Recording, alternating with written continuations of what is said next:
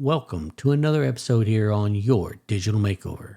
My name is Jerry Colbert, and in today's episode, I'm going to be going over how I deal with rebates and cash back, specifically on my credit card. So let's get to it. As you see here, I have opened up here on YNAB on my desktop, and in today's episode, I kind of want to just show y'all my reasoning or rationale, so to speak, on why I take care of my rebates and cash back in this manner. So which manner am I talking about?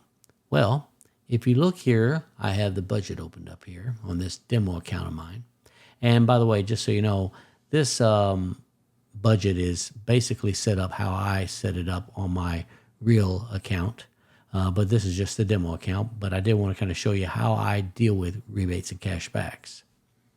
So on this holding tank area, why do I have that? Well,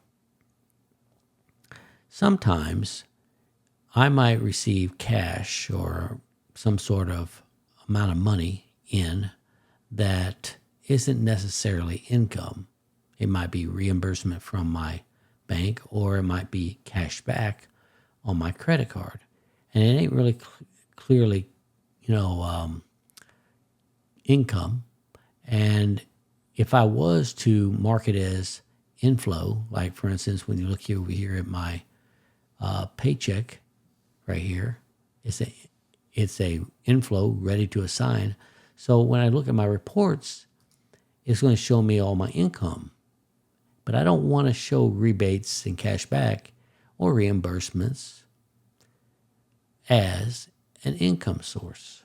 I want to show it as just, it's really like a holding tank. I'm just putting it in this category, putting it in an envelope, whatever you want to call it, so I can use it later on expenses.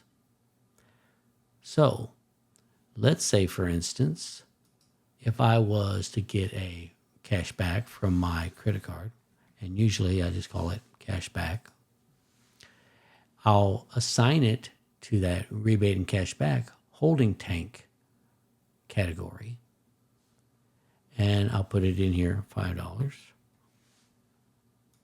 Say that's what I got back, right? If I go over here to budget, you'll see that the ready to assign is still at $500 from my paycheck, but no 505 is there, right? It's not there. It's actually $5 is right here in the rebate and cash back. Now,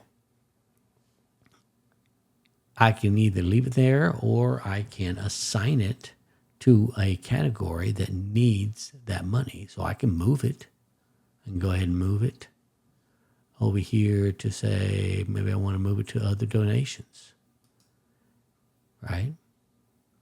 And now I've moved it, and it doesn't affect my reports. So when I go over here to income, all my income sources is still just shows paycheck and doesn't show rebate, because rebate's really in the expense category, and I'm just putting it there until I find a category I actually want to use those funds towards.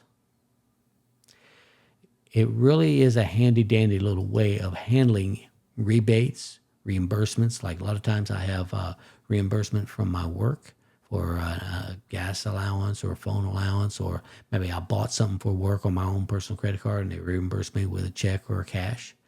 And so what I do is I put that right here because that's not income. I didn't earn it. Just I got cash back from using a credit card, or I got reimbursed from my work. So I'm just putting it here and then moving it into the category I want to put it in. Because if I had actually taken that cash back and assigned it up here to ready to assign to the inflow area, it would have showed as income on my report, and I don't want to show it as income. So it's just that simple. If you want to get away from not having rebates, cash backs, or reimbursements or such showing up on your report in YNAB, the best thing to do is put it in a holding tank. And you're probably wondering, well, what's this extra money not yet budgeted for and stuff like that? Well, maybe I got more money in 1 month than I know what to budget it for, and I just throw it all right here in one area. Maybe I, when I take it out of the ready to sign, I'm like, well, I have more money than I know what to do with. And maybe I need to talk it over with my partner and decide where I want to use the extra funds. I'll just dump it right here.